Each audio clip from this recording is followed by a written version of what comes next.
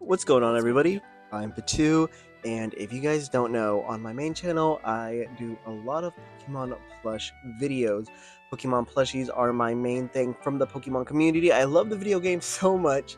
However, collecting the plushies is definitely the part that I really try to show off and do most of my channel based off of. However, that does not change the fact that I do indeed really enjoy these video games. Starting from the age of 10, I've actually been a really big fan. I played through Black and White. This is the generation I started, if you couldn't tell from my main channel. And as well as that, I played every single video game of Pokemon, from Pokemon Red and Blue to Let's Go Pikachu, Scarlet and Violet, everything like that. And I've done quite a few Nuzlocks of them. And so I thought it'd be very interesting to combine not only my passion with the Pokemon plushies, but my passion for the video games. And I'm going to do a Pokemon Crystal if I have a Pokemon plush of it, Nuzlocke. That being said, how is this going to work? It's a very good question. So how it's going to work is, as long as I have a Pokemon plush of it, I can catch it and use it. It's going to be Nuzlocke format, so I have to nickname it. If they faint, they die. However, I'm not going to just be doing it based off one encounter. Say Zubat and Teddiursa share a location. I'm going to catch them both because I do have plushies of them both. That way, at least keeps it a little fair for me. But here comes the part where it's going to come in with a little bit of trouble. I am mainly able to have that specific Pokemon go up in evolution levels as long as I have a plush of it. That meaning Pokemon like Zubat and Teddiursa can never evolve, and that is going to be the scariest and hardest part of this whole challenge. I'm terrified of that. However, I have done some research, and I am hoping, as long as everything goes all right, we will be able to do that. So without further ado, you've seen some of the intro already. Let's hop right into Pokemon Crystal. Of course, starting our adventures like normal, we wake up, set our time, talk to Professor Oak for some reason, and then start our adventures in New Bark. Now, after going to Professor Elm, we're able to speak to him, and he gracefully gives me my first starter of this whole Nuzlocke. And the first Pokemon we're going to count, that being Cyndaquil. While I'm a huge fan of Totodile, he's my favorite of the Johto trio. I feel like Cyndaquil is going to give us just a little bit of an edge over Totodile whenever it comes to the Pokemon battles, especially when we get to the second gym leader, because we're going to have a little bit of trouble already with the fact that neither of them would be able to evolve. Chikorita as well, but it's Chikorita in Crystal. You already know we're not going to do that.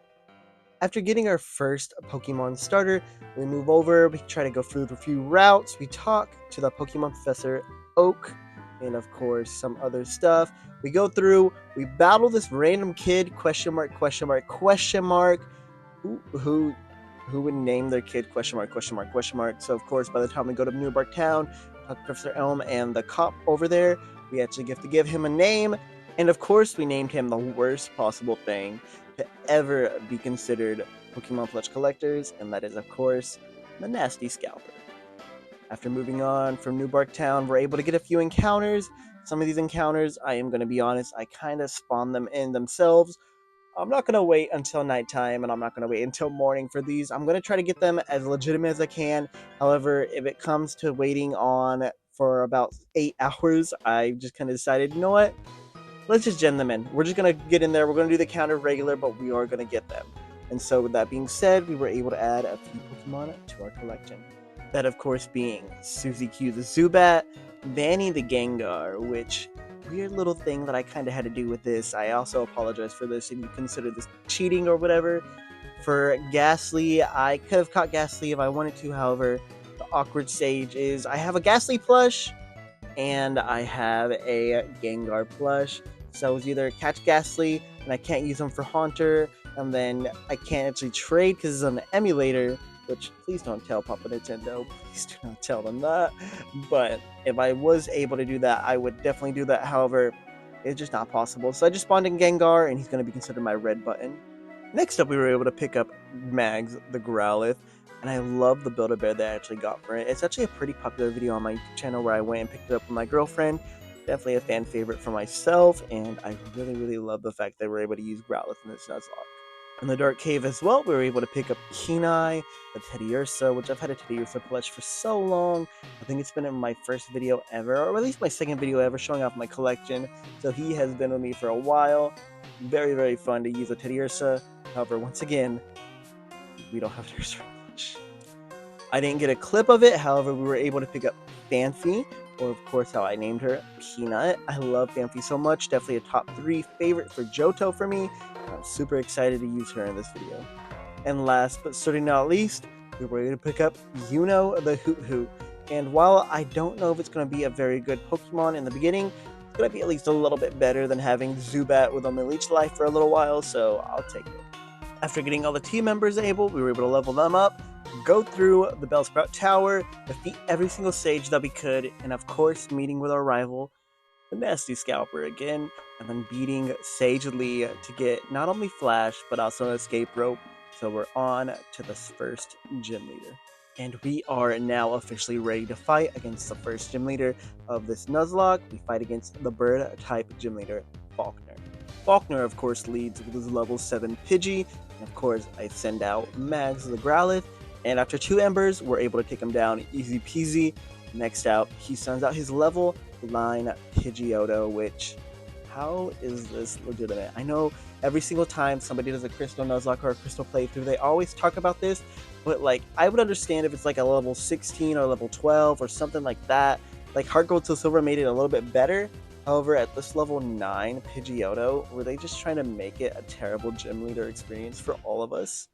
However, with Teddiursa, we were able to at least hit a little bit of damage with Scratch. And a scary little battle there. If I had gone through and we actually got a little bit unlucky, we would have lost all of our health packs because we actually end with 1 health, able to fight the Pidgeotto and defeat her, and we're able to get the first gym badge.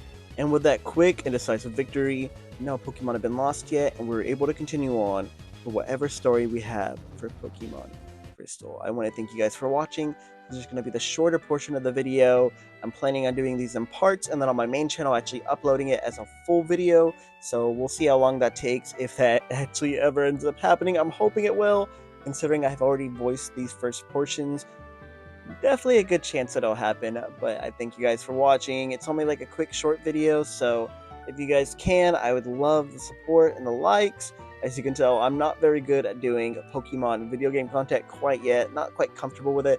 However, in time, I believe I will be. I plan on doing some shiny hunts, some more Nuzlocks, possibly emulator stuff, I don't know. But yeah, that's going to be it for me.